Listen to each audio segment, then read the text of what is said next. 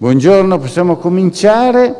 Allora, oggi partiamo dal presupposto che anche oggi c'è stato un processamento di maggiori tamponi rispetto ai giorni precedenti. Ciò nonostante, oggi si assiste a una riduzione del numero dei contagi, la cosa ci fa piacere, ma è la dimostrazione che evidentemente bisogna fare la media di almeno 5 giorni per avere una visione. La visione ci conferma comunque che quello di ieri è stato un episodio determinato da una situazione assolutamente particolare che ci stiamo consolidando.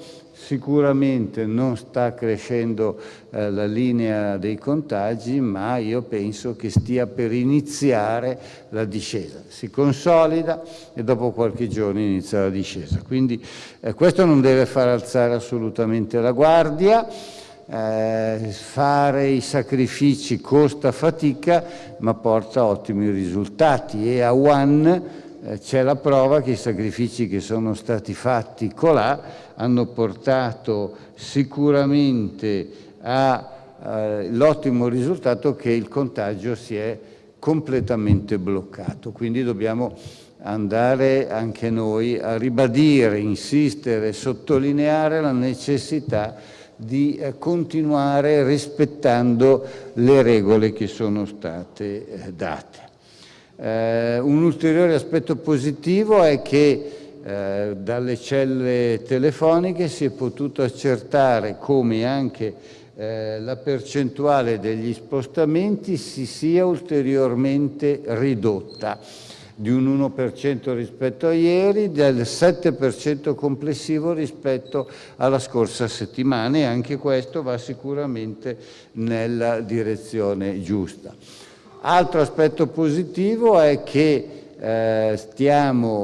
tramite il Politecnico sono riusciti ad individuare i tessuti corretti, necessari per realizzare sia mascherine che camici. Allora, la produzione delle mascherine è già iniziata, dovrebbero a brevissimo iniziare a distribuire queste nuove mascherine e noi dobbiamo andare verso una autosufficienza anche produttiva.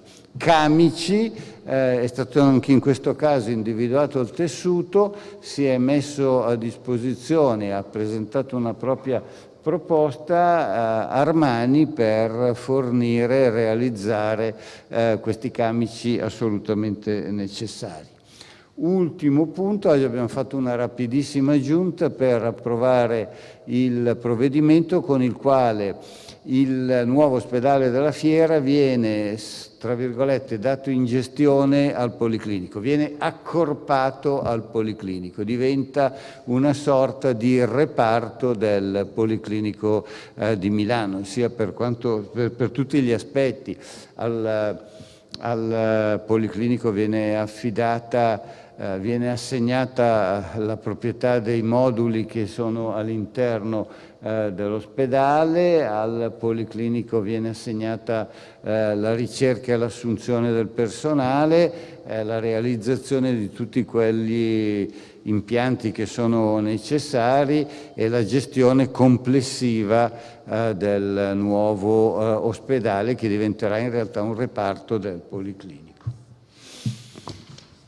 Basta. Ah no, ecco sì, ho avuto un brevissimo colloquio sia col dottor Caiazzo che con il dottor Bertolaso, entrambi sono in fase sicuramente di miglioramento, stabili nel miglioramento, erano entrambi su di morale, quindi penso che le loro condizioni siano assolutamente sotto controllo e, ripeto, in miglioramento.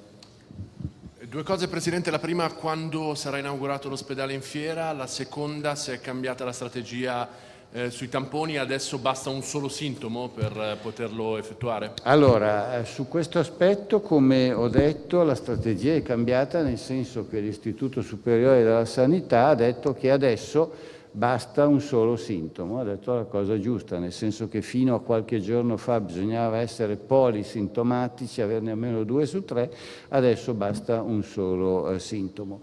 Come ho detto, non subirà alcun tipo di rallentamento circa l'inaugurazione, quindi la previsione è che all'inizio della prossima settimana ci sia l'inaugurazione stessa.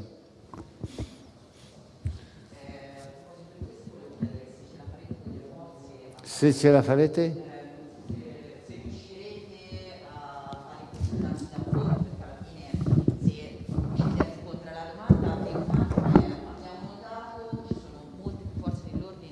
A Milano. C'è stato un rafforzamento dei controlli? Ah, grazie. Ma sui rafforzamenti dei controlli io ho sempre chiesto che ci fosse, che fossero, sono scelte del prefetto. Evidentemente io purtroppo normalmente non ho alcun tipo di controllo sulle forze di polizia, per cui è il prefetto che l'ha fatto. Io ho chiesto fin dal primo momento al prefetto di essere rigido per evitare che ci fossero persone che ancora prendevano alla leggera il provvedimento. L'altra domanda, mi scusi, sul... No, ma la sento. Dico, siccome basterà anche un solo sintomo per fare il tampone, ci saranno abbastanza tamponi, riuscirete a rispondere? Ma noi non abbiamo problemi, guardi che il problema non è il numero dei tamponi, è il processamento dei tamponi. Noi con i nostri laboratori abbiamo detto, ribadiamo e sottolineiamo che siamo arrivati praticamente al limite. Noi siamo poco più di 5.000 tamponi al giorno, in quella direzione continuiamo ad andare, ecco, come nel rispetto di quelle che sono le regole a cui facevo riferimento al suo collega, dei sintomatici, che adesso possono essere anche monosintomatici e non plurisintomatici. Grazie. Sì, buongiorno. Scusi, una domanda. Michele Novaga della Stampa Estera NBC News. Una domanda sulle case di riposo, la cui situazione pare drammatica. Ci sono state delle notizie della casa di riposo di Lodi con 38 morti, di Mediglia con 52, ed è notizia di oggi, almeno era scritto sul Giorno, che la casa di riposo Polo Geriatrico Riabilitativo di Milano all'Ortica ha già 23 morti e 44 persone positive al coronavirus. Le chiedo, mi si consente la domanda sia da giornalista che anche da figlio di persona che ha una mamma lì, e cosa pensate di fare, se volete tamponare tutte le persone, se volete anche, avete pensato di evacuarle, visto che il rischio è molto alto perché tutti hanno 2 o 3 o più patologie al proprio È sicuramente sotto controllo, nel senso che noi siamo costantemente in rapporto con tutte le case di riposo, si fanno delle scelte a secondo delle necessità e si pensa sicuramente di arrivare alla risoluzione della questione individuando le persone che devono essere, che sono come vi ho detto anche mono portatore di un sintomo, e verranno sottoposte a tamponamento e verranno eventualmente allontanate. Adesso faremo le valutazioni che dovranno essere distinte casa di riposo per casa di riposo. È sicuramente un problema all'attenzione della nostra direzione. Grazie.